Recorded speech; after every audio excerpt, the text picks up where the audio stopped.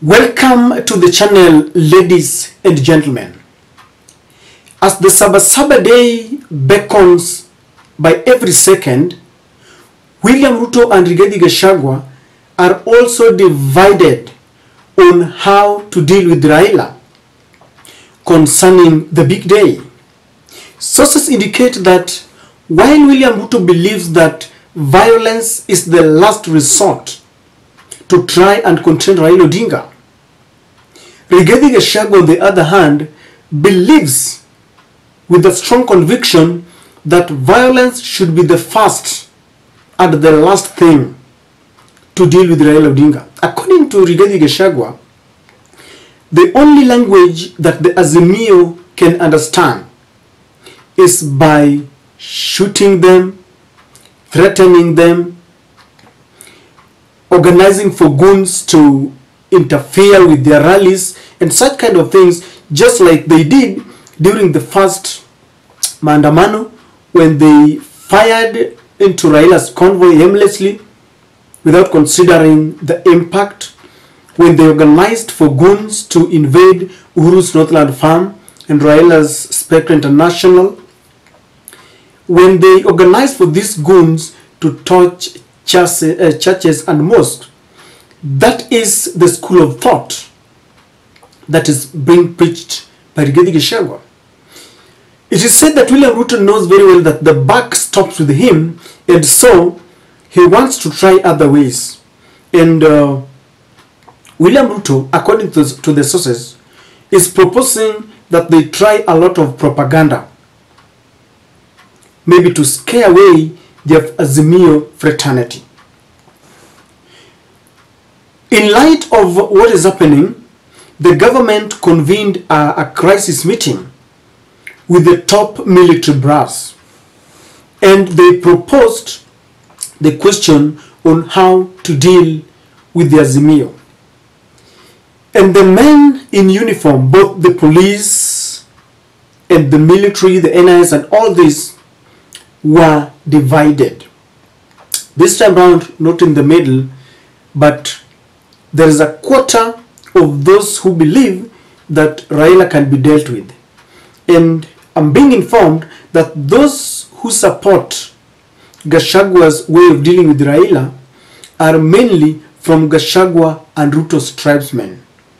The very few who forget the oath of office that they took to uphold the rule of law and to maintain law and order in the society. And now they are being led by their tribal affiliation. But I'm told that a majority believe that violence is not the way to go as far as demonstrations are concerned. In this video, I want to give you 4 reasons that were given by the military or that are causing division within the disciplined forces. Kindly subscribe to our channel if you're watching for the first time, and click the notification bell. Don't forget to like our videos. To those who support our channel, I want to say thank you. Number 1 reason that was cited is drawn from the first demonstrations that Raila had called.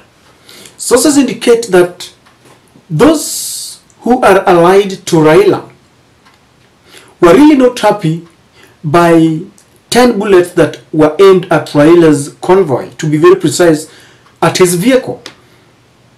And they're saying that if this is the way to go, then they will be forced also to rise up and stand and defend Raila. Because sources indicate that they've got a feeling that those who feel so much entitled, those who feel that they are protecting their government, those who are allied to Gachagua, are the ones who orchestrated the bullets that were being aimed at Raila's vehicle, plus the convoy. Remember, the Azimio fraternity top brass are among other things Raila Odinga, Martha Karua, Eugene Wamalwa, Wajakoya, Jeremiah Kioni, Oparanya. All these leaders, Joho and all those, if you look at them, they have people who follow them. Some have been governors, they have following. And so they have people even in the military. Even though the military is being led by ethics and norms, they signed oath of office. some are really angered that their counterparts are going beyond the work ethics, and they now start playing party politics and tribal cocoons, and they're saying that they will also be forced, if those who feel that they support Ruto and Rigathi, then they will also have to stand up and defend Raila. And this is a very delicate matter, because we depend on the police and the military for our safety. The constitution demands that they provide security. Imagine if they are divided, and I understand that it's not very easy, it's very bad, very shaky, very delicate. So they cited the shooting of Raila's car, and they say that they are not going to allow it. Number two, the military says that they must also stand up and be counted. They are citing other institutions like the courts, and they are saying that the courts have stood up and they are being counted. Remember, just the other day, the court stopped the punitive appointment into office of 52 CSS, including Dennis Itumbi, who was very proud, and his Twitter he changed his Twitter handle after the profile picture, after the courts had ruled them illegal. And so the military and the police are also saying that maybe it is their time to also stand up and show this government the way. They're saying that it is time that they show, just like the courts are showing, that it is not business as usual, because they understand where we are coming from. They were there when William Ruto and Gachagua were giving all the promises, the fake promises, promising even yet they can't even deliver hell. And they are saying that they will not be drawn into the mix where the government is trying to coerce people, when people had spoken unilaterally that they didn't want the taxes and all this. And so they are saying that they also want to stand up and show the way, remaining neutral and making sure that if any of them will take sides, then they will also meet them with the same force. And they're saying that it is their duty to stand up now. They don't want to be engraved in supporting impunity, because they believe that when history will be written, the courts will be applauded for standing up. So they're saying that it is their turn. They were also saying that they believe so much that it is entrenched in the constitution that we have the freedom of picketing as long as it is peaceful, as long as people are not carrying and wielding weapons. And they're saying that if at all the Azimio will demonstrate, that they will be demonstrating in the spirit of the law as it is envisaged in the constitution, that they will not interfere, because they believe that their role is to maintain law and order. And they're wondering if they are used by the government, by the executive, to interfere with the very, very rights that are enshrined in the constitution, then they feel they will be out of order themselves, when in essence they're supposed to maintain law and order. And they're saying that in light and spirit of this, they will not allow someone to use them. And they made it very categorical that they don't want to be part and parcel of a fraternity that is breaking the law which they are meant to maintain. The last thing that they said, they have fears that if they interfere, then we might find ourselves in a political quagmire that we will not be able to come out of.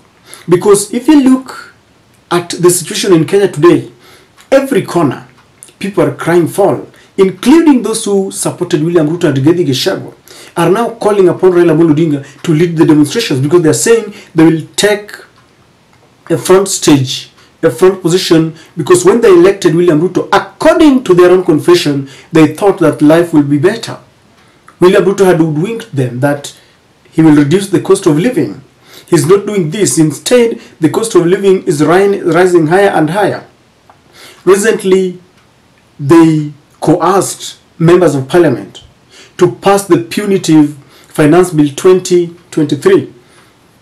They added the VAT on fuel to 16%, thereby increasing the cost of everything. The Matatu's Owners Association have increased the prices. The fares are supposed to go higher and higher. Energy and Regulatory Authority, EPRA, also went against the court decision not to implement the articles of the finance bill, and they increased the prices of fuel.